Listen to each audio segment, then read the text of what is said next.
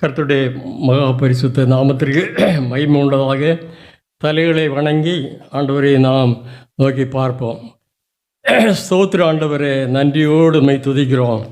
இந்த வாரத்தின் முதல் நாள் இந்த காலவேளையிலும் நம்முடைய சமூகத்தில் நாங்கள் கடந்து வரத்தக்கதாக எங்களுக்கு ஜீவன் சுகம்பலன் எல்லாவற்றையும் தந்து எங்களை ஆண்டவர் வழிநடத்தின தெய்வக்காய் ஸ்தோத்திரம். கடந்த வாரம் முழுவதும் தேவனாகிய கர்த்தர் எங்களோடு கூட இருந்து ஆண்டவரே, எங்களுக்கு வந்ததும் அறிந்ததுமான சகல ஆபத்து விக்கினங்கள் பிரச்சனைகள் பிரதிகூலங்கள் எல்லாவற்றிலும் எங்களை பாதுகாத்து நாளில் நாங்கள் சந்தோஷத்தோடு மகிழ்ச்சியோடு தெய்வ சமூகத்தில் கூடிமை துதித்து ஆராதிக்கத்தக்கதான ஒரு அருமையான நல்ல தருணத்தை கொடுத்தீரே ஆண்டவரே, நன்றியோடு உம்மை துதிக்கிறோம், நன்றியோடு உம்மை துதிக்கிறோம். அருமையான நம்முடைய பிள்ளைகள் ஒவ்வொருவரையும் ஆண்டவர் பேர் பேராய் சந்தித்து நீர் ஆசீர்வதித்து நம்முடைய வார்த்தைகள் ஆண்டவரே தங்கள் இருதயங்களிலே ஏற்றுக்கொண்டவர்களாய் ஆண்டவரே ஸ்தோத்திரம். அதன் மூலமாக வாழ்க்கையில் பெரிய ஆசீர்வாதங்களை பெற்றுக்கொள்ளத்தக்கதாக ஆண்டவர் அனுகிரகம் செய்யணுமாய் ஜெபிக்கிறோம். பேதையும் தூசியும் தொடுத்துடைய ஆழ்க்குமாய் இருக்க அடியன் மேல் கிருபையாயிருந்து இரக்கமாயிருந்து இந்த வார்த்தைகளை கொண்டு நீங்களும் அடியானோடு பேசும்படியாக ஜெபிக்கிறோம். உடைய நாமத்தை மாத்திரம் மையப்படுத்த மீட்பர் இயேசு மூலம் ஜெபங்கள் நல்ல பிதாவே, ஆமேன். கர்த்தருடைய மகா பரிசுத்த நாமத்திற்கு மகிமை உண்டதாக. ஸ்தோத்திரம். இந்த கால வேளையிலும் தேவ சமூகத்தில் வாஞ்சியோடு தாகத்தோடு வந்திருக்கிறவங்களை அனைவரையும் ஆண்டவராகிய இயேசு கிறிஸ்துவின் இனிய நாமத்தினாலே உங்களை வாழ்த்தி உங்களை வரவேற்கிறேன். கர்த்தராகிய ஆண்டவர் தாமே உங்களை அதிகமாய் ஆசீர்வதிப்பாராக. நம்முடைய வாழ்க்கையில் இயேசுவை ஆராதிப்பது இப்போ ஆசீர்வாத பிரசங்கம் வேறு, மற்றபடி கர்த்தராகிய ஆண்டவர் நம்மை ஆசீர்வதிக்கிற தெய்வம், ஒருபோது நம்மை விடுகிறவர் அல்ல. உதாரணம் சொல்ல போனால், நான் எனக்கு சிறு பிராயத்தில் ஒரே வஸ்திரத்தில் ஒரே வேஷ்டி ஒரே சட்டையில் பள்ளிக்கும் வீட்டுக்கும் எல்லாம் உபயோகித்து வந்தேன். ஏன்னா அந்த வறுமை அவ்வளோ வறுமையாக இருந்தது. எங்கள் 11 பேருக்கு இல்லை வாங்கி எடுத்து வரணுன்னா பெரிய கஷ்டம். அது இந்த கேசாரன் சந்தையில் போய் தான் ரெடிமேட் ஒரு லோக்கலாக உள்ளது வாங்கி தரும் அப்பா, ஸ்தோத்திரம். ஆனால் இன்னைக்கு அப்படியா இருக்குது? இன்னைக்கு எத்தனையோ மடங்கு ஆண்டவர் ஆசீர்வதித்திருக்கிறார். அதனால் ஆசீர்வாதம் இல்லைன்னு சொல்ல முடியாது. கர்த்தர் நம்மை ஆசீர்வதிக்கிறவர். விசேஷமாக ரட்சிக்கப்பட்ட தெய்வ பிள்ளைகளை அவருடைய பிள்ளையாக வைத்திருக்கிறார். அவருடைய பிள்ளைகளாக நாம் யார் என்றால், அது அந்த மார்த்தாண்டத்துக்காரர் 2 வாரத்துக்கு முன்னால் பேசினார். எவ்வளோ தெளிவாக பேசினார் பாருங்க. நீங்கள் பரிசுத்தவான்கள், நீங்கள் யார்? நீதிமான்கள். நீங்கள் யார்? அவருடைய பிள்ளைகள். நாம் அவருடைய பிள்ளைகள். எவ்வளோ மேன்மையானது பாருங்க, எவ்வளோ உன்னதமானது, எவ்வளோ உயரமானது. அவருடைய பிள்ளைகள் வேற யார்? கலெக்டர் அவருடைய பிள்ளையா? இல்லை அருமையானே. சோதரம் பிரதமர் அவருடைய பிள்ளையா? கிடையாது. ஆனால் தேவ ஜனங்கள், கர்த்தரால் மீட்கப்பட்ட ஜனம் பாக்கியம் உள்ளது. அவரை போல பாக்கியவான்கள் ஒருவரும் கிடையாது. அதனால் டூப்ளிகேட் மீட்பு உள்ளவர்களுக்கும் அதுக்கும் சம்பந்தம் கிடையாது. அதுதான் நம்ம என்ன சொல்கிறோம்னு சொன்னால், ஞான ஸ்நானம் கொடுப்பதற்கு எந்த தடையும் கிடையாது. இப்போ மற்ற சபை பந்தவ சபை உள்ளது இங்கே பார்த்தோன்னா, பாஸ்டர் மாதிரி பிறக்க இருந்து விரட்டிட்டு பிடிச்சி ஞான ஸ்நானம் முக்கிடுவான். காரணம் என்ன தெரியுமா? ஞானஸ்நானம் கொடுத்த பிறகு அவங்கள ஒரு தனி பதிவேட்டில் கொண்டு வந்துடுவா. தனி பதிவேடுன்னா ஒரு தனி ரெஜிஸ்டரில் அவங்க லிஸ்டில் பேரில் எழுதி அவங்களுக்கு கணக்கில் தசோபாகம் கணக்கிடுவா. பிள்ளைக்கு என்ன வேறு உண்டு? எனக்கு 700 சம்பளம். அப்படி 700 சம்பளம், 70 ரூபா அவனுக்கு இல்லை. இப்போ 1ஆம் தேதி 2ஆம் தேதி பாஸ்டர் எங்கள் வீட்டில் போயிடுவார். அதை கலெக்ஷனுக்கு கண்டிப்பாக செய்திருவார். ஒரு பாஸ்டர் பீகாரில் ஊழியம் செய்கிற அகஸ்டின் ஜெபாரன்கிட்ட கேட்டார், ஐயா நீங்கள் ஒரு நாள் எனக்கு சபையில் வரணும், ஒரு கன்வென்ஷன் 3 நாள் 3 days ப்ரோக்ராம் தரணும். அது என்ன நீங்கள் பேசணும்னு என்ன ஃபஸ்ட்டில் நீங்கள் இந்த தசபாகம் அந்த மாதிரி களை மாதிரி தரல, சிலவங்க பாக்கி வச்சுருக்கேன்னா அதை தர சொல்லணும். பாக்கி தந்தாலும் அந்த மீதி உள்ளதும் தர சொல்லணும். அது எல்லாம் போக இந்த பழைய கார் இருக்குது, அதை மாற்றி ஒரு புதிய கார் வாங்கி தர சொல்லணும் அப்படின்னு சொல்லி அந்த அகஸ்டின் ஜெயக்குமார்கிட்ட பேசின போது அவர் சொன்னாராம், நான் ஜெபிக்கேன், ஆண்டவர் அனுமதித்தா வருவேன்னு சொன்னாராம். ஆண்டவர் அவருக்கு இந்த நாள் ஒரு அனுமதிக்கவும் இல்லை, அவர் அங்கே போகவும் இல்லை. இப்படி அநேகருடைய பாக்கெட் மணி நிரப்புவதற்காக அநேக தந்திரங்களை செய்கிறார்கள். அப்போ நமக்கு அப்படிப்பட்ட தந்திரங்கள் மந்திரங்கள் ஒன்றும் அவசியம் இல்லை. நமக்கு எல்லாம் ஓப்பன் மைண்டு, திறந்த ஹிருதயத்தோடு ஏன்னா நம்ம மனசில் நினைக்கிறதே ஆண்டவர் அறிகிறார். அப்போ அப்படிப்பட்ட ஒரு சிந்தையோடு நம்ம இந்த உலகத்தில் வாழ வேண்டும். அருமையானவர்களே, அப்படிப்பட்ட ஓப்பன் மைண்டாக. நேற்றைக்கு ஒரு 80 வயசான ஒரு விஞ்ஞானி இறந்ததை டிவியில் காட்டினேன். விஞ்ஞானி எப்படி இருக்கார் தெரியுமா? ஒரு பீமனை போல இருக்கார். அப்போ நான் நினச்சேன், அவருக்கு சாரி 88 அவருக்கு. அப்போ எனக்கு 88 ஆகுது பாருங்க. ஆனால் தெய்வம் நம்ம விசேஷித்தவர்களாக ஸ்பெஷலிஸ்டுகள், நம்ம எல்லாம் ஸ்பெஷல் ரட்சிக்கப்பட்ட ஜனத்துக்கு ஒப்பானம் கிடையாது ஐயா யாருமே. அதை நம்ம உணரணும், சிந்திக்கணும். முந்தின இந்த ஹாஸ்பிட்டலில் நம்ம போனேன் சூத்திரம். அப்போ அதில் ஒரு குட்டி தாடியும் இந்த சபரிமலை மாலையெல்லாம் இட்டு கொண்டு ஒரு பையன் மருந்து வேண்டாம். பையன் இல்லை, ஒரு 50 வயசு இருக்குன்னு நினைக்கிறேன் வந்திருந்து. வேறு யாரும் இல்லை, அந்த டாக்டர் தாயார் தான் உண்டு, டாக்டர் வேறு இல்லை. அங்கே பேசிகிட்டு இருந்தான். அப்போ நான் அவன்கிட்ட கேட்டேன், நீங்கள் யார் என்ன அதுங்களெல்லாம் பேசிகிட்டு இருந்தேன். அவன் உடனே ஒற்றை சிரிச்சு கொண்டு சொல்லி, ஐயா உங்களை எனக்கு தெரியும், நான் சுள்ளையில் வேலை செய்தேன், குமாருக்கா பக்கத்து சுள்ளையில் வேலை செய்யேன். உங்களை எப்போவுமே எனக்கு தெரியும், நீங்கள் யார்கிட்டையும் சிரித்து பேசக்கூடிய ஒரு ஆள் அப்படின்னு சொல்லி அவன் எங்க தட்டி விழான் சில காரியங்களை. பாருங்க சோத்திரம், நம்ம அறியாட்டாலும் நம்ம அநேகர் அறிவார்கள் அருமையுள்ளே. ஆகவே அப்படிப்பட்ட ஒரு வாழ்க்கைக்கு நேரம் அதுவும் கிறிஸ்தவர்கள்னு சொன்ன யார் மூக்கு இந்த, அதாவது நேற்றைக்கு நான் ஒரு பாஸ்டர்கிட்ட பேசிகிட்டு இருந்தேன். அவர் சொல்லார், அநேகர் விசுவாசிகளுக்கு எந்த சமகாரிகிட்ட பேசாத, மூத்தில் பார்க்காத, யார்கிட்டும் இந்த பூமியில் நீ பண்ண அங்கோட்டோ இங்கோட்டோ திரும்பி பார்க்காத, பரலோகம் போக மாட்டேன்னு சொல்லுவதனால அநேகர்கள் பூமியை மாத்திரம் பார்த்து நடப்பினோம். பார்த்துருக்காதீங்க, அநேகர் அப்படி தான் நடப்பினோம்.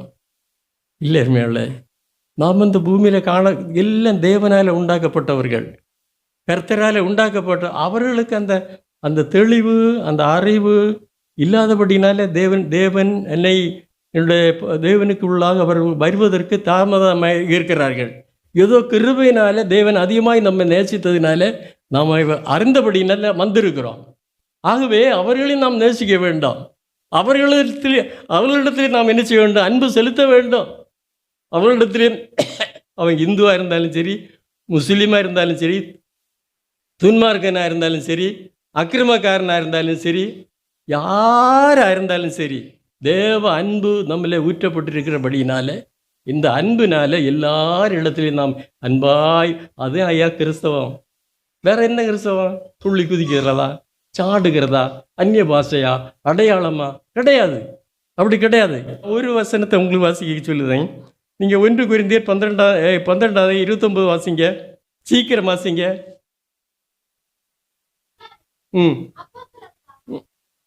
அதுக்கு நீங்கள் பதில் சொல்லுங்க. எல்லாரும் அப்போஸ்தலர்களா சொல்லுங்க.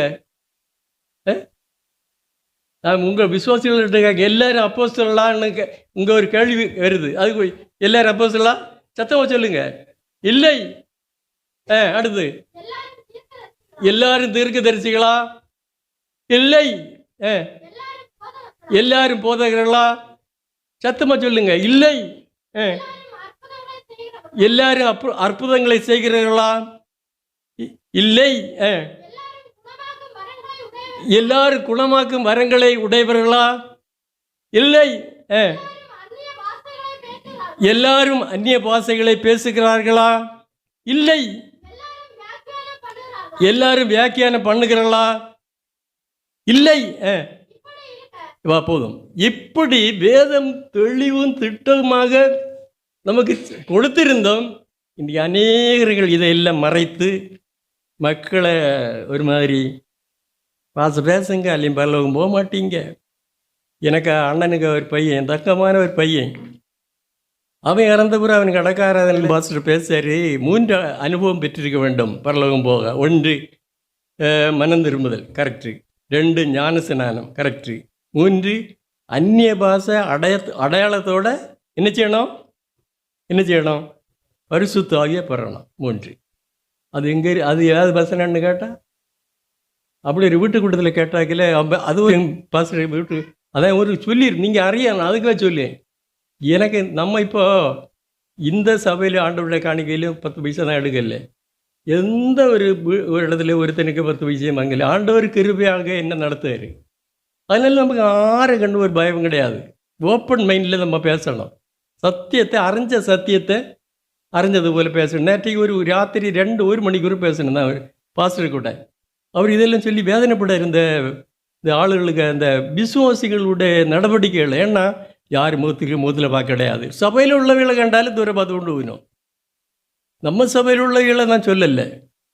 ஆக அப்படிப்பட்ட அனுபவங்கள் எல்லாம் அது ஏன்னா அவங்களுக்கு அந்த மெச்சூரிட்டி, அந்த வாழ்க்கையில் ஒரு அனுபவம், முதிர்ச்சி இல்லாத ஒரு அனுபவம் அப்படி இருக்கக்கூடாது மேலே.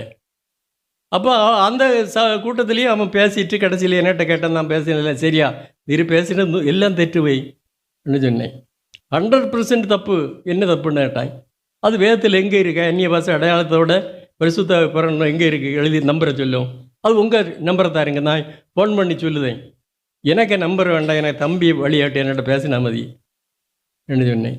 ஒன்று சொல்லேன், சார் அப்படி இல்லை, இது என்னத்துக்கு அப்படி இல்லைன்னு உங்களுக்கு தெரியுது இல்லையா? அப்போ ஏன்னா ஸ்தாபனம் தலைமை இடம் சொன்னால் அதுபோல் கேட்கணும். அவன் தலைமை இடம் சொன்னால் கேட்கணும். கொடுக்க அவன் கடைசியில் போகும்போது சொல்லி நீங்கள் என்னை ஜெபம் பண்ணி அனுப்புங்கண்ணா. என்ன காப்பியெல்லாம் குடித்த பிறகு அவன் போகிறான், என்னை ஜெபம் பண்ணி விடுங்கன்னு. நான் என்னை உண்மை ஜெபம் பண்ணி அனுப்புங்கண்ணா. யார் வயசில் நான் மூத்தவன், அனுபவத்தில் நீர் மூத்த ஆள். அப்போ நான் உண்மை ஜெபம் பண்ணி என்னதுக்கு? இல்லை ஐயா, நீங்கள் என்ன ஜெபம் பண்ணி விடாட்டா நான் போக மாட்டேன்னு எழுதிட்டேன். அப்போ அந்த வீட்டுக்காரனு கஷ்டம் இல்லையா? ராத்திரி நாங்கள் நேற்று சாப்பாடு கொடுத்து காக்குது. நான் என்ன ஒரு வாரத்தை ஜெபம் பண்ணி அவன் சபையை விட்டு போயிட்டேன். ரட்சிக்கப்பட்ட ஆள் திருன்னு கேளுங்க. எனக்கு அன்பான தெய்வ பிள்ளைகளை சோத்திரம். அது இப்போ நாம் ஏமாந்து ஒரே ஒரு வாழ்க்கை 70 பலத்தின் மிகுதியில் 80, அதுக்கு பின்னே ஆகலாம். அந்த வாழ்க்கையில் இந்த ரட்சிப்பு இல்லைன்னா என்ன பிரயோஜனம் ஐயா? நம்ம வாழ்ந்ததுனால என்ன பிரயோஜனம்? ஆகவே நாம் இங்கே வாசிக்க கேட்ட வேத பகுதியில் ஒரு வசனம் 26 வசனம் யாரா வாசிங்க, சத்தம் வாசிங்க.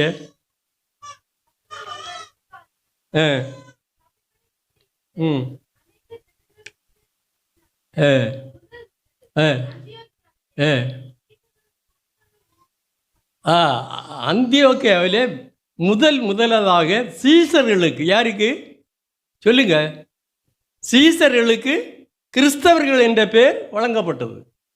யாருக்கு வழங்கப்பட்டது? சீசர்களுக்கு. சீசர்கள் என்றால் யாரு? இங்கே வாசிங்க, யோவான் சுவிசேஷம் 13ஆம் அதிகாரம் 34ஆம் வசனம்.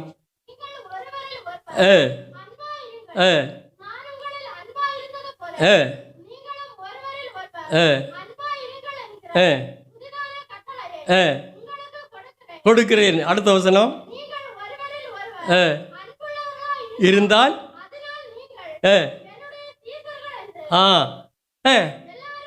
எல்லாரும் கவனிங்க. நீங்கள் ஒருவர் அன்புள்ளவர்களாய் இருந்தால் என் சீசர்கள் என்று எல்லாரும் அறிந்து கொள்வார்கள். என அன்பான தெய்வ பிள்ளைகளை, அவர்கள் தான் சீசர்கள் ஐயா. சீசர்கள் பரலோகத்திலிருந்து அந்த தோரம் உண்டாகி அங்கிருந்து பொத்துச்சாடு ஆளுகள்ல சீசர்கள். நீங்கள் ஒருவரில் ஒருவர் அன்புள்ளவர்களாக இருங்கள் என்று 34ஆம் வசனம் சொல்லிவிட்டு, அப்படி நீங்கள் அதன்படி நீங்கள் ஒருவருக்கு ஒருவர் அன்புள்ளவர்களாக இருந்தால் என்னுடைய சீசர்கள் என்று எல்லாரும் உங்களை அறிந்து கொள்வார்கள். அல்லேலூயா. எல்லாரும் உங்களை அறிய வேண்டுமென்றால் நீங்கள் ஒருவருக்கு ஒருவர் என்ன செய்ய வேண்டும்? அன்புள்ளவர்களாக இருக்க வேண்டும். அன்புள்ளவர்களாக இருக்க வேண்டும். அல்லேலூயா. இன்றைக்கி அப்படி எத்தனை பேர் இருக்குது பாருங்க. எத்தனை பேர் உலகத்தில் இருக்கணும்? சோதரம் எனக்கு சோதரம் ஒரு சனிக்கிழமை நான் பெருமையாக சொல்லி நினைக்காதீங்க. அந்த சின்ன இடம் தான் உண்டு. மூணு அந்த அந்த 3 தடவையாட்டு இது வச்சோம். உங்களுடைய கிருபையினால, இரக்கத்தினால, அன்பினால இதை நாம் கட்டப்பட்டிருக்கிறோம். சோதரம் அந்த கொஞ்சம் இடத்துல தான் இருந்து ஆராதிங்க. ஒரு சனிக்கிழமை அன்றைக்கில் உபவாசம் சனிக்கிழமை உபவாசத்தில் நான் எழும்பி நின்று 2-3 வார்த்தைகளை சொன்னேன். அப்போ ஒரு சகோதரன் என்ன செய்தான் தெரியுமா? அவனுக்கு அந்த வார்த்தைகளை ஊடுருவி இந்த இருதயத்தில் பாய்ந்த போது அவனுக்கு பயங்கர சந்தோஷம். ஆராதனை முடியல எழும்பி நின்று அண்ணீரோட சாட்சி என்ன. அவனுக்கு மீசையெல்லாம் உண்டு, காசு வேற. எனக்கு ஒரு தம்பியானவன் சாட்சி வெளியிட்டு அண்ணன் திருவனந்தபுரம் மேலே அடுத்த நாள் வேலைக்கு போயிட்டு அடுத்த வாரம் வந்தாய். അടുത്ത പോകുമ്പോൾ അവനക്ക് മീശയില്ലായിരുന്നു, വരുമ്പോൾ മീശ ഒന്നും കാണല്ലേ. அண்ணா நான் ரட்சிக்கப்பட்டேன் அண்ணா. அப்போது எனக்கு ரொம்ப சந்தோஷம். நான் அந்த டைரியில் ஒரு சைடில் எழுதினேன், ஸோ அண்ட் ஸோ இன்ன நாள் மீட்கப்பட்டான்னு சொல்லி. இப்படியெல்லாம் ஒரு பக்கத்தில் அவங்க நெருக்கினாலும் மறுபக்கத்தில் கர்த்தர் என்ன செய்தாரா?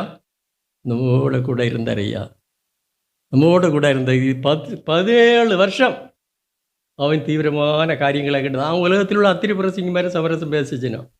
அவையெல்லாம் வந்து சொல்லிச்சினும் தெய்வம் வந்து சொன்னாலும் அவன் கேட்க மாட்டான். நீங்கள் அவங்க பாட பாருங்க, 10-15 பேர் இறங்கி போச்சினும். அப்படியெல்லாம் இருந்தும் கர்த்தர் நம்மை விட்டு விலையில்லை ஐயா. ஆண்டவர் நம்மை விட்டு விலகவும் இல்லை, நமக்கு சமாதானம் குறையவும் இல்லை. ஆண்டவர் தந்த சமாதானம் அப்படி இருக்குது. நம்ம பிறகு அவனுக்கு வியாதிப்பட்ட நிலையில் ஒரு ஆள் வந்து என்னிட்ட சொல்லிச்சு, கஷ்டப்பட்டு வியாதியில் கிடக்கிற நிலையில். அவனுக்கு பைக்கில் நான் உடனே ஏறி நான் இங்கே போனேன். நான் வெளியில் போன உடனே எனக்கு சவுண்டு கேட்ட உடனே, ஜோன்ஸு ஆத்தியம் 3 தடவை என்ன வீட்டில் வரக்கூடாது, எனக்கு வீட்டில் வரக்கூடாது, நீ எனக்கு சம்பந்தம் இல்லைன்னு பேசினாய். ஒரு தடவை போகும்போது நடராஜன் பிரதரும் தனி பிரதரும் உண்டு எனக்கு கூட. அப்படி பேசினவன் எனக்கு சவுண்டு கேட்ட உடனே பெண்டாட்டியை விழிச்சு, நான் ஜோன்ஸ் வந்தான். அவனுக்கு என்ன ஒரு நிதி கிடச்சது. வந்து என்னை வரவேற்று ஜோன்ஸு எல்லாம் நடந்து போச்சுன்னு சொல்லி அவன் மிகவும் பரிதாபப்பட்டான். என் அன்பான தெய்வ பிள்ளைகளை, அவனுக்கு கிறிஸ்தவ வாழ்க்கையை போய்விட்டது. அவனுக்கு சந்ததிகள் எல்லாம் இப்போ அங்கங்கே போயிருந்து டிக்கமாராயிட்டு மேன்மை உள்ள உலகத்தில் மேன்மை தான், உலகத்தோட முடியக்கூடிய மேன்மை. சந்ததிகள் எல்லாம் அப்படி நம்முடைய வாழ்க்கையில் அப்படி வரக்கூடாது. தயவு செய்து நான் உங்களுக்கு சொல்லுகிறேன், நம்முடைய வாழ்க்கையில் நம்முடைய பிள்ளைகளுடைய வாழ்க்கையில் அப்படியெல்லாம் வரக்கூடாது. நம்முடைய சந்ததி இன்னைக்கு வாசி கேட்ட சங்கீதத்தை நீங்கள் வீட்டில் போய் வாசித்து பாருங்கள். நம்முடைய சந்ததி கூட ஆண்டவர் நம்முடைய பிள்ளைகளையும் நான் ஆசீர்வதிப்பேன்னு சொல்லியார் ஆண்டவர். அப்போ நாம் ஆண்டவருக்குள்ளே நடக்கும்போது சோத்திரம், இன்றைக்கு அநேகர்கள் சோத்திரம் அநேக விதமாக அபிஷேகம் தேடுகிற ஆளுக கூட்டம், தாடி உள்ள பிரசங்கியார தேடுகிற கூட்டம், சோத்திரம் கக்கிற புக்கிறு அப்படி ஒரு கூட்டம். ஐயோ, அதாவது இயேசு போல வாழணும், அப்போஸ்தலரை போல நாம் வாழணும். பாருங்க சோத்திரம், அப்படிப்புள்ள சிந்தை உள்ளவர்கள் ரொம்ப சுருக்கமான இருக்காங்க, சுருக்கமான ஆளுங்க. எனக்கு அன்பான தேவ பிள்ளைகள், அப்போ இங்கே என்ன சொல்லுவேன்னு சொன்னால் சோதரம், நாம் இயேசு கிறிஸ்துவனுடைய அன்பிலே நிலைத்திருக்கிற அவருடைய பிள்ளைகள், அவருடைய சீசர்கள் என்று சொல்லப்படுகிறது. அவருடைய சீசர்கள். அப்போ நீங்களும் நானும் யார் என்றால் அவருடைய சீசர்கள். இந்த சீசர்களை தான் சோத்திரம் அந்தியோக்கியாவிலே கிறிஸ்தவர்கள் என்று அழைக்கப்பட்டார்கள். இந்த வேத புஸ்தகத்தில் 3 இடத்துல மட்டும்தான் கிறிஸ்தவர்கள் என்று சொல்லப்படுகிறது. 3 இடத்துல கிறிஸ்தவர்கள் என்று சொல்லப்படுகிறது. அப்போ நாமும் என்ன செய்ய வேண்டும் சொன்னால், அல்ல மற்றபடி இப்போ 18 வயசாச்சு, சோத்திரம் கல்யாணத்துக்கு பிராப்தியாச்சு, உடனே சோத்திரம் அவனை கிறிஸ்தவன்னு நம்ம ரிஷனில் கொண்டு நாம கிறிஸ்தவன் அல்ல. இங்கே புரிந்து கொள்ள வேண்டும், கிறிஸ்தவன் யார் என்றால் சீசன் அவருடைய சீசன். அவருடைய சுவிசேஷ வார்த்தைகளை கேட்டு விசுவாசித்து அவர்கள் தண்ணீரில் முழுகி ஞானஸ்நானம் எடுத்து சபையில் சேர்க்கப்பட்டவர்கள்தான் கிறிஸ்தவர்கள். சபைன்னு சொன்னால் இந்த சபை அல்ல, கிறிஸ்துவின் சரீரமாகிய சபை. அப்படிப்பட்டவர்கள் தான் பரலோகம் போக முடியும். அப்படி அவர்கள் அந்த உலகத்தில் நல்ல பரிசுத்தமாய் வாழ்ந்து, அதான் ஒரு உதாரணம் சொல்லும் பாருங்க, கவனிங்க.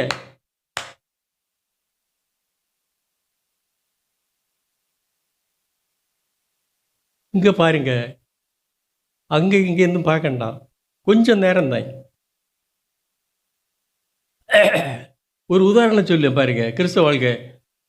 எனக்கு அந்த ரட்சிக்கப்பட வேண்டும் என்ற தாகம் இருந்தது, வாஞ்சை இருந்தது, ஸ்தோத்திரம். அப்படி இருக்கும்போது நான் ஒரு நாளில் எனக்கு இந்த வேலை கிடச்ச ஆரம்ப கட்டங்களில் நான் கொலுசேலத்தில் காலையில் சைக்கிளில் போய் கொஞ்சம் இறைச்சி எடுத்துகிட்டு வந்தேன். அப்போ வார வழியில் அந்த வெளியதோடில் ஒரு சைடு வால் தோட்டில் ஒரு சைடில் சைடு வால் கட்டிகிட்டு இருக்கா, கொத்த மாதிரி பஞ்சாயத்து வேலை.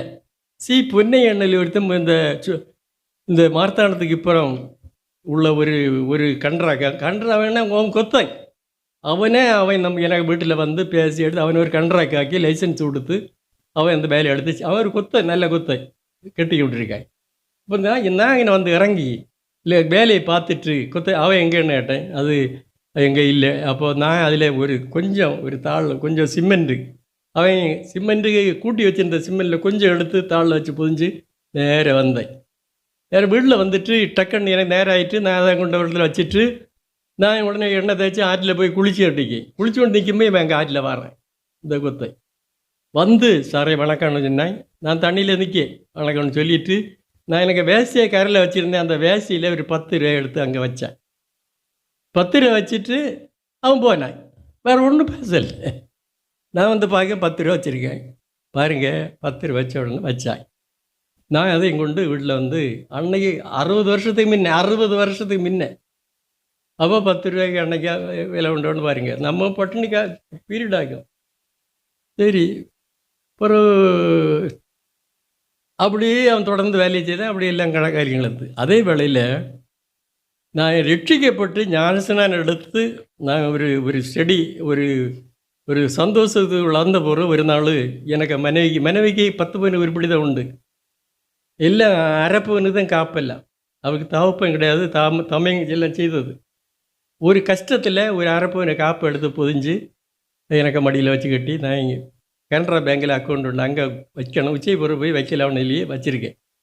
அப்படி இருக்க வேலையில் இன்னொரு கன்றாக்கு அவன் இந்த வெள்ளங்கொட்டுக்காரன். மற்றமே அங்கே உள்ளவன் இவன் வெள்ளங்கொட்டுக்காரன். இவனும் ஒரு மணியண்ணா என்ன சொல்லுவேணும். அவனு பேர் பொன்னி, இவன் மணியண்ணா சொல்லுவேணும்.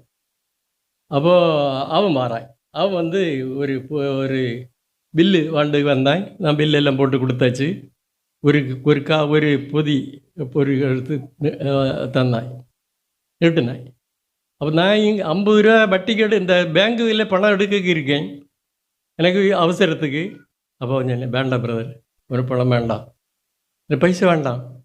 இல்லை அங்கே தள்ளுனாய். நான் சொன்னேன், ஒரு காரியம் நடந்தாச்சு, உனக்கு பணம் எனக்கு வேண்டாம், எனக்கு அவசியம் இல்லை, எனக்கு அதை பற்றி பிரச்சனை இல்லை, நீர் போகும், நான் பேரிட்டும் பணம் வாங்க மாட்டேன் அவன் கொண்டு போனேன்.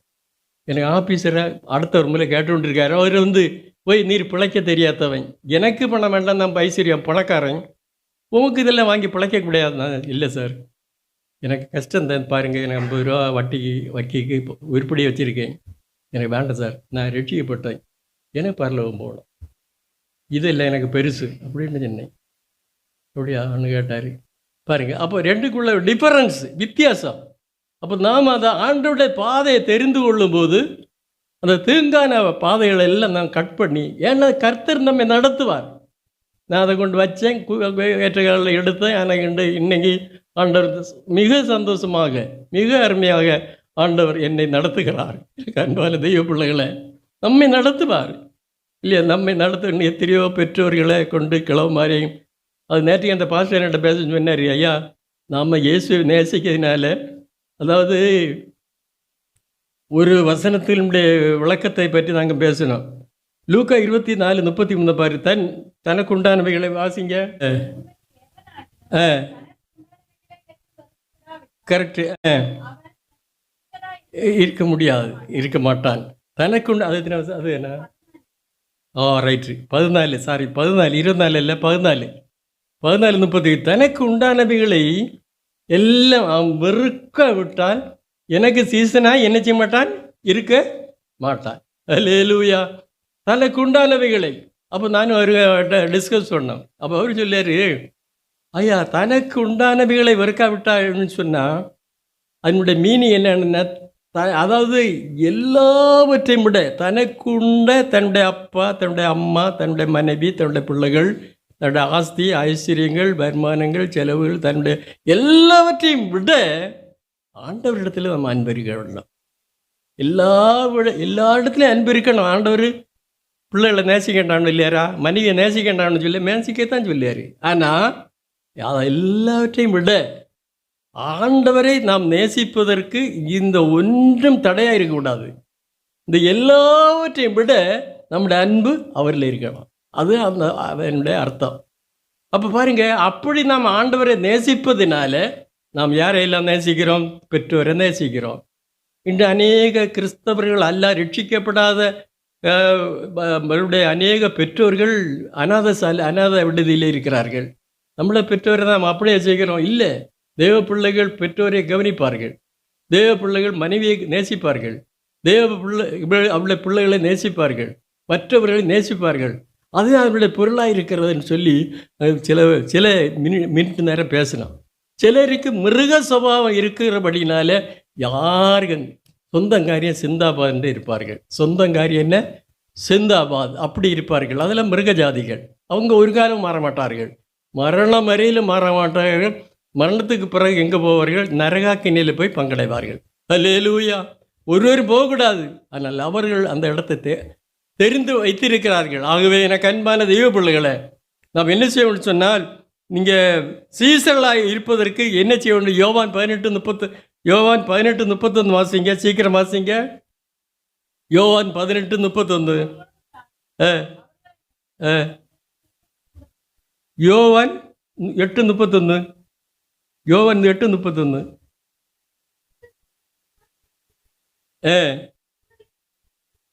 நீங்கள் என் உபதேசத்தில் நிலைத்திருந்தால் மெய்யாகவே என் சீசர்களாக இருப்பீர்கள்.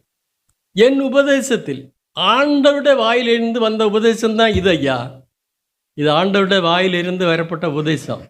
இந்த உபதேசத்தில் நீங்கள் நிலைத்திருந்தால் எப்படி இருப்பீர்கள்? என்னுடைய சீசர்களாக இருப்பீர்கள். அல்லேலூயா. என்னுடைய சீசர்களாக இருப்பீர்கள். சோத்திரம். 1. 2வது என்ன வேணும்னு சொல்லி சொன்னால், சோத்திரம் நீங்கள் வாசிங்க. யோவான் 15:8 வாசிங்க. நீங்கள் மிகுந்த கனிகளை கொடுப்பதினால் என் பிதா மகிமைப்படுவார். எனக்கும் நீங்கள் எப்படி இருப்பீர்கள்?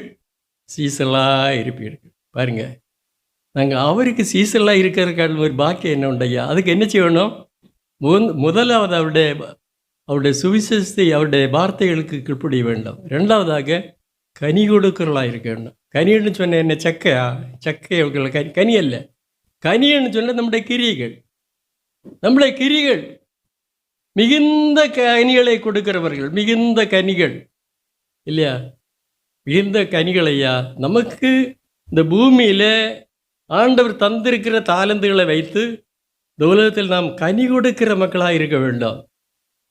ஸ்தோத்திரம். கனி கொடுக்கிற மக்களாக இருக்கணும். பிச்சைக்காரன் வேற நம்ம அறியாய் இங்கே போன அவன் சந்தோஷத்தோடு உள்ள தருவான். அவன் நம்ம ஒரு வார்த்தை எதிரில் இல்லாமல் பிச்சைக்காரனை கூட நம்ம தெரியுதையா. அதில் ஒரு பிச்சைக்காரன் பேரத்தில் வந்து இருக்கேன், சிட்டோடில் வந்து இருக்கேன், சிரிக்கா இருந்து சோதரம் இருந்து அங்கிட்ட அவன் சொல்ல, இன்ன வீட்டில் எல்லாம் கிடைக்கும், இன்ன வீட்டில் எல்லாம் கிடைக்காது. அவனே சொல்ல, பிச்சைக்காரில் கூட நம்ம தெரியுது எல்லாருக்கும். நம்ம சோத்திரம்.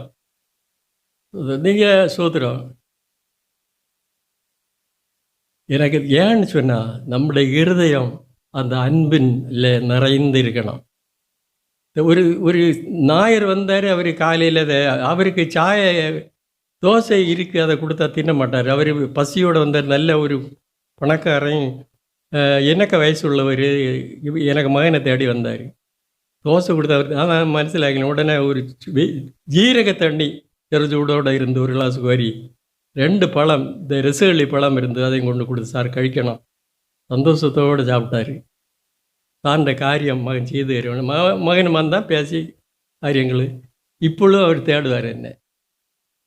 நான் உயிர் இல்லாத காலங்கள்லையும் அவர் தேடுவார். ஆள் உண்டோன்னு கேட்பார் இல்லையா? அந்த நன்றி இந்த உலகத்தில் இருக்கணும். நமக்கு என்ன நஷ்டம் வந்து போச்சு? அப்படிப்பட்ட ஒரு சுபாவம் நம்மகிட்ட இருக்கணும். மேலே நாம் ஏன்னு சொன்ன அந்த கனி, சோத்திரம், மிகுந்த கனிகளை ஆசிய ஒன்றுடாது. மிகுந்த கனிகளை கொடுப்பதினால் என் பிதா மகிமைப்படுவார். அல்லேலூயா. என் பிதா நம்முடைய கனிகள் மூலமாய் பிதா. கனியற்ற மரம்லாம் வெட்டுண்டு அக்கனியில் போடப்படும். வேதம் சொல்லுது. கனி இல்லாத மரங்கள் எல்லாம் கடைசியில் வெட்டுண்டு அக்கினியில், அக்கினி நரகம், அக்கினியில் தள்ளப்படும். அதாவது ஒரு ஒரு ஒரு ஒரு பழமொழி இல்லை, ஸ்தோத்திரம். ஒரு அதாவது எத்தனையோ வருஷத்துக்கு முன்னதாக நான் செய்தியில் கேட்டிருக்கேன், கன்வென்ஷனில் ஜாய் சன்னியாசி, பாகோடு ஜாய் சன்னியாசி ஒரு நாள் அங்கே பக்கத்தில் எங்கள் சபையிலேருந்து பேசினாருங்க. என்னன்னு தெரியுமா? அன்புக்கு அடையாளத்துக்கு ஒரு சம்பவம் நடந்துதான். அது என்னன்னு சொன்னால், ஒரு தகப்பனுடைய 2 பிள்ளைகள், ஒரு தாயினுடைய 2 பிள்ளைகள், அண்ணன் தம்பி. அவங்களுக்கு தாராளமான நெல் அடித்து சாப்பாட்டுக்கு அடித்து கூட்டி 2 பேருக்கும் தாராளமாக இருந்தது. அப்போ அண்ணன் நினைக்கான், எனக்கு தம்பி என்ன மாதிரி அவன் வேலை செய்ய முடியாது, அவன் அப்படி வேலை செய்து பழக்கம் இல்லை, அப்போ அவனுக்கு நான் ஒரு மூடை நெல்லை கிஃப்ட் ஆகிட்டு அவனுக்கு கொடுக்கணும், அவனுக்கு இருதயத்தில் என்று சொல்லி ஒரு மூடை நெல்லை அவன் கட்டி தலையில் வச்சு சுமந்து தம்பிக்கு விட்டு போகிறான். தம்பி என்னன்னு சொன்னால், என்னை விட அண்ணனுக்கு செலவு கூடுதல், அதனால் நான் ஒரு மூடை நெல்லை எனக்கு அண்ணனுக்கு கொடுக்கணும். அப்போ அவர்களுக்குள்ள அந்த அன்பு அவனுக்கு இருதயத்தில், அவன் ஒரு மூடை நெல்லை கட்டி என்ன செய்தான்னு சொன்னால், அவனும் சுமக்க 2 பேரும் 2 இடத்துலேருந்து சுமந்து கொண்டு வரணும். சுமந்து கொண்டு வரும்போது அவன் என்ன நடக்குதுன்னு சொன்னான், எருசலேம் என்கிற இடத்துல அந்த 2 பேரும் சந்திக்கிறார்கள். அண்ணனும் தம்பியும், தம்பி அண்ணனுக்காண்டியும் அண்ணன் தம்பிக்காகவும் கொண்டு வருகிற எருசலேம் இடத்துல 2 பேரும் சந்திக்கிறார்கள். அப்போ அந்த சந்திப்பு அன்பினுடைய பூரணமான ஒரு ஸ்தலம். அந்த எருசலேமில் தான் தேவாலயம் கட்டப்படுகிறது. அன்பான தெய்வ பிள்ளைகளே, அந்த இடத்தை ஆண்டவர் அந்த இடத்தை தெரிந்து கொண்டு அதில் எருசலேம் கட்டப்பட்டது என்ற ஒரு ஐதீகத்தை அவர் தெளிவாக பேசினார்கள். எனக்கு இன்றைக்கு மறக்கலை. அப்போ ஒரு சகோதரத்துவம் என்கிற போது என்னெல்லாம் கஷ்டங்கள் நஷ்டங்கள் இப்போ வந்திருந்தாலும் நாம் என்ன செய்ய வேண்டும், அவர்களை விட்டு வெறுக்கதோ.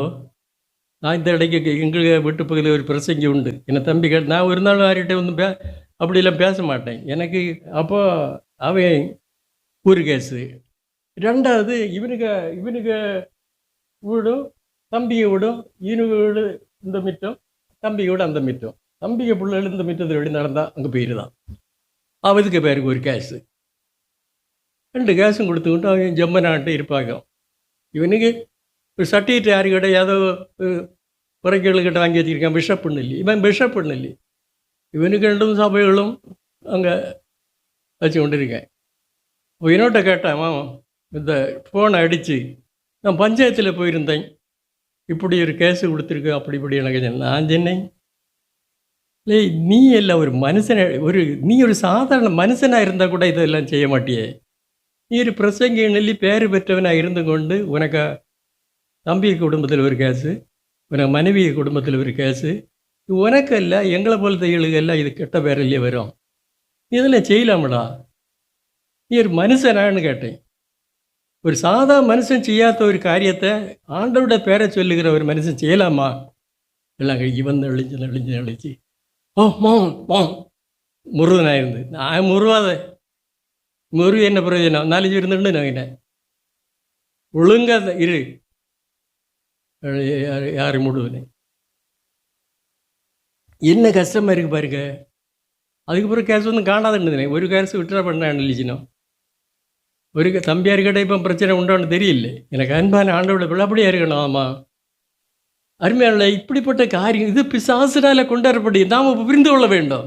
இந்த அற்ப காரியங்கள் எல்லாம் சோத்துறோம். அற்ப காரியங்கள் எல்லாம் பாருங்கள் பிசாசினால் வரப்படுகிறது. குடும்பத்தில் சகோதரங்கள்னு சொன்ன யார் இரத்த பாசங்கள் அல்லவா. இப்படிப்பட்ட ஒரு அன்பு எங்கே இருந்து கிடைக்கும்? இப்போ எத்தனை சத்துருவாக இருந்தாலும் சரி பாருங்க, எத்தனை சத்துருவாக இருந்தாலும் உயிரை கொடுக்கக்கூடிய. நேற்றைக்கு ஒரு எனக்கு தம்பியை நான் ஃபோன் வீட்டில் இருப்பான்னு நினச்சேன். இன்றைக்கி இந்த பிரசங்கி மாதிரி எங்கள் நோட்டீஸ் கொடுக்கறதுக்கு எங்கள் வீட்டுக்கிட்ட உள்ள அந்த சபைக்கும் போயிருக்கு, பாரத பள்ளி சபைக்கும் போயிருக்கு. அவங்க என்னன்னா அப்போ நோட்டீஸு சபை ஆராதனை முடிஞ்சு வெளியில் வர மக்களுக்கு நோட்டீஸை வெளியில் கொடுப்பாங்க. அப்போ அங்கே இருக்க ஆள் கொஞ்சம் பிசகு ஆள், எனக்கு சபைக்கிட்ட அவர் ஒரு ஆள், அவர் என்ன சொல்லுவாரா எழுப்பாரான்னு இல்லையே. அது மட்டும் இல்லை, அவர் கொஞ்சம் ஹெல்ப்பு அவர் கொஞ்சம் நல்ல குணம் இருந்தால் செய்தியும் கொடுக்கல அந்த போகிற ஆளுக்கு. இதை பேசுறதுக்கு வேண்டி என்னை தம்பியை கூப்பிட்டேன். அவன் சொல்லி, அண்ணா நான் கொலுசேரத்தில் இருக்கேன், ராத்திரி என்ன வரணுமா? இல்லை நீ வரண்டாம், நீ சமயாமல் வந்தால் மதி, இந்த விஷயத்தை சொன்னேன். அப்படின்னா அண்ணா கொடுக்கட்டண்ணா, அவருக்கு செய்தியும் கொடுக்கட்டு. காலையில் நேரத்தை வந்து பாஸ்டர்கிட்ட பேசுகிறா, செய்தி கொடுத்துட்டு வெளியில் நின்று கொடுக்கட்டுன்னு எல்லாரும். என்ன சரி இல்லை பாருங்க, அவன் என்னத்துக்கு அங்கே கொலை இருக்கேன்னா யாருக்கோ சுகம் இல்லையா, ஆற்றும் இல்லை, அவனுக்கு ஃப்ரெண்ட்ஷிப் இல்லை, யாருக்கோ சுகம் இல்லையா, அதை வச்சு பார்க்குது ஐயா. ராத்திரி எண்ணாலும் சரி, பகல் எண்ணாலும் சரி, எனக்கு அடிக்கடி கொஞ்சம் பழமோ குறிச்சிக்கு கடலை அண்ணங்க கொஞ்சம் குறிக்கணும். வெளியில் நான் தனிமையாக இருந்தால் குறைத்த நேரம் கூட வந்திருந்து பேசுவாங்க. எவ்வளோ நமக்கு எவ்வளோ சந்தோஷம் ஐயா, எவ்வளோ சந்தோஷம். அப்படிப்பட்ட ஒரு அதை நம்ம பிள்ளைகளாக இருந்தாலும் சரி, பிள்ளைகள்கிட்ட இருந்தாலும் சரி, அது நமக்கு ஒரு கிறிஸ்தவ அனுபவம்னு சொன்ன சின்ன காரியமா சோத்திரம். ஆகவே சோத்திரம், அப்படிப்பட்ட ஒரு நிலையை கடைசியாக சோத்திரம் நீங்கள் வாசிங்க, லூக்கா சுவிசேஷம் 6ஆம் அதிகாரம் 40 வசனம். சீசன் வந்து வேற போல இருக்கணும். சீசன்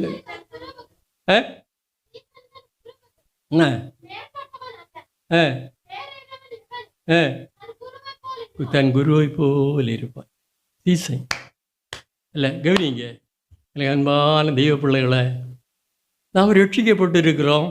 அதுவும் உன்னதமான காரியம் நான் சொன்னது போல். ஆனால் நான் சண்டே எல்லா ஆராதனையில் இருக்கிறோமா சிந்தித்து பாருங்கள். எத்தனை ஆராதனை பரலோகத்தில் ஆப்சண்ட் தானே போடுவாங்க. இப்போ ஒரு ஆஃபீஸுக்கு நான் போகலன்னா நாங்கள் ஆப்சண்ட் விழுந்துடும். கரெக்டாக அந்த டைம் வேறு டைம் வெயிட் பண்ணுவான். அது இல்லைன்னா ஆப்சண்ட் ஆகிடும். அதே ஓடி ஓடி போகணும் அது அட்டெண்டன்ஸ் போடுறதுக்கு. பரலோகம் சும்மா இருக்குமா? நம்ம பேரை அங்கே ஜீவவசத்தில் எழுதியாச்சு.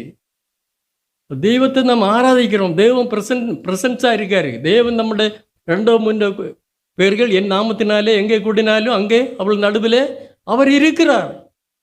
அவரை இருக்கும் போது நாம் அவரை அசட்டை பண்ணலாமா? பண்ணக்கூடாது. மேலே அவர் ப்ரெசன்ஸில் இருக்கணும். அவர் பார்க்கும்போது நாம் ஒரு ப்ரெசன்ஸில் இருக்க வேண்டும் இல்லையா? அப்படிப்பட்ட ஒரு பயம் நமக்கு இருக்கிறதா மேலே. மனுஷனை கண்டு பயப்படண்டா. பாஸ்டர் கண்டு நீங்கள் பாஸ்டர் சொன்னால் நம்முடைய சகோதரன் தான். பாஸ்டர்னு சொன்னால் எங்கேருந்து வந்தவன் ஒன்றும் இல்லை. சோதரர் பாஸ்டர் மீன்ஸ் வந்துட்டு பிரதர், நம்முடைய சகோதரர். பேதம் வந்துட்டு பாருங்க, சகோதரன் சகோதரி என்று தான் பேதம் சொல்லுகிறது. மற்ற பேரெல்லாம் இப்போ சோதரம், மற்ற பேரெல்லாம் இப்போ நான் இந்த நாள் எனக்கு கொழுந்தி இறந்து போனால் அந்த கொழுந்தியை அடக்கிறதுக்கு 2 பாஸ்டர் வந்திருந்தேன். ஒன்று மேல் பாஸ்டர், ஒன்று கீழ் பாஸ்டர்னு நான் நினைக்கிறேன். அந்த கீழ் பாஸ்டர் வந்து மேல் பாஸ்டர்கிட்ட கொஞ்சம் பைபியதாக தான் நிற்காரு. இப்போ ராஜகுமார் என்கிட்ட நிற்கும்போது பைபியத்தை என்ன காட்டணுமா எனக்கு? அவன் எனக்கு சகோதரன். இவர் கொஞ்சம் பைபிய கொஞ்சம் ஆள் கைந்த ஆள், ஆனால் அவர் குருவி அப்படி நிற்காரு. பெரிய பாஸ்டருக்கு சேரில் இப்படி அவர் ஒரு அங்கேன்னு ஒரு வெள்ளை துணி கொண்டு வந்திருக்காரு, ஏதோ ஒரு டவல் இப்படி கொண்டு விடுவார். எதுக்கு? அந்த அவருக்கு குறுக்கில் சேரில் என்ன அழுக்கப்பட்டிருக்குது, சாணாங்கி தேய்ச்சிருக்காருங்களும் ஒன்றும் இல்லை. அப்படி இப்படி ஏன்னா அங்கே அந்த சிஸ்டம் வச்சிருக்கு ஐயா, சிஸ்டம் வச்சிருக்கு. വലിയ பாஸ்டருக்கு சோயிலன்னா ചെറിയ பாஸ்டர் காலையும் கையும் பிடிச்சி கொடுக்கணும். நீங்கள் இல்லாட்டா நெருக்கம் வழிகிட்ட கேட்டு படிங்க. இதெல்லாம் தெய்வம் வச்சதல்ல, மனுஷன் வச்சது. நம்ம எல்லாம் நம்ம பிஆர் கிறிஸ்டியன், நம்ம எல்லாரும் சகோதரங்களாக தான் இருக்கணும். அப்படிப்பட்ட செட்டில் நம்ம அடிமைப்படக்கூடாது. அப்படி அடிமைப்பட்டு கிடக்குது, அடிமைப்பட்டு கிடக்குது ஐயா. வந்து யாராவது பெண்ணு கேட்டால் அதை ஒன்றும் இடபாடே செய்யாதீங்க. அறியாமல் என்ன காலத்துக்கு பிறகு சோத்திரம். அது ஒரு வம்சம், அது மனுஷ ரீதியில் உள்ளவங்க இல்லை. ஆகவே கிறிஸ்தவங்கன்னு சொன்னால் விசால ஒரு முஸ்லீமாக இருந்தாலும் அவன் எத்தனையோ பேர் இந்த கிடுதெல்லாம் வரும். கிடுதெல்லாம் வந்துருந்தாலும் நாம கிட்ட போகும்போது அவன் எல்லாம் நடத்துவாங்க. ஐயா உடனே எல்லாம் ஆஃப் செய்துட்டு சரி ஐயா சோத்திரம் ஐயான்னு இல்லை உண்டு. சிலவன் சோத்திரம் கூட இல்லை, பைசா கொடுத்தா பின்ன போயிட்டு தான் வாங்கி பின்ன பிடிச்சி கொடுத்தா வாங்கிட்டு போகிறான். அருமையான ஆண்டவருடைய பிள்ளைகளே, ஆகவே நம்முடைய வாழ்க்கையில் உண்மை உள்ள, அதாவது சீசனை அன்றைக்கு கிறிஸ்தவர்கள் என்று அழைத்தார்கள். அப்படிதான் கிறிஸ்தவர் என்ற பேரு வந்தது. ஆகவே நீங்கள் ஒரு கிறிஸ்தவனாக இருப்பா என்றால் சீசனாக இருக்க வேண்டும். நீ ஒரு டூப்ளிகேட்டாக இருப்பதனால ஒரு பிரயோஜனம் கிடையாது. ஒரு பிரயோஜனம் கிடையாது. வீட்டில் ஒரு குணம், வெளியில் ஒரு குணம், சாலையத்துக்குள்ளே செவருக்குள்ளே வந்தால் ஒரு குணம், வெளியே போனால் வேறொரு குணம், அப்படிலாம் இருப்பாயானால் ஒரு பிரயோஜனம் இல்லை. வெளியும் உள்ளேயும் எங்கேயும் எந்த இடத்துலையும் எந்த பொது ஸ்தலத்திலேயும் என்ன செய்ய வேண்டும்? நீ ஒரு உண்மையான தெய்வ பிள்ளையாக இருந்தால் உன்னை போல உனக்கு ஈடாக ஒருவரும் கிடையாது. அப்படி மேலான ஒரு பாக்கியத்தை நம்மினாலே கிருபையினாலே ஆண்டவர் நம்மை நேசித்து நமக்காக சொந்த இரத்தம் சிந்தி ஜீவனை கொடுத்து அந்த ஸ்தானத்தை, அந்த உயர்வை, அந்த மேன்மையை நமக்கு கிஃப்டாக கொடுத்திருக்கிறார். அதை பெற்றுக்கொண்ட ஜனம் பாக்கியம் உள்ளது. ஸ்தோத்திரம். அவர்கள் கீழாகாமல் மேலாகி அவர்களை உயர்த்தி அவர்கள் தன்னுடைய பிள்ளைகளை பார்த்து ஆண்டவர் மகிழ்ச்சி அடைகிற ஒரு நாட்களாக இருக்கிறது. ஆகவே எனக்கு அன்பான தெய்வ பிள்ளைகளை, ஆகவே அப்படிப்பட்ட அனுபவத்துக்கு நேராய் கடந்து வருவதற்கு கர்த்தருடைய கிருபையினாலே நீங்கள் ஒவ்வொருவரும் பிரயாசப்பட கர்த்தருடைய நாமத்தினாலே உங்களை நான் மிக அன்போடு தாழ்மையோடு கேட்டுக்கொள்கிறேன்.